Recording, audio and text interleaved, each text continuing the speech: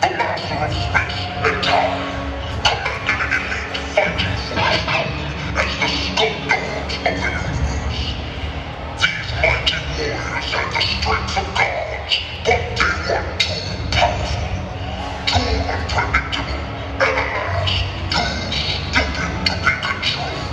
And so the master banished them to the planet Earth, a remote outpost where he believed they could do no harm. There, they mated with apes to produce you guys, the human race. Not satisfied with that, they formed a ridiculous genre band, GWAR. Now, with the very fate of existence hanging in the balance, GWAR's time in exile has come to an end. The master has sent his trusted general, Solomon Destructor, to summon GWAR to fight once more in his army of Skull-Dog warriors.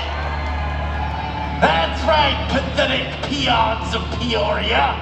It's me.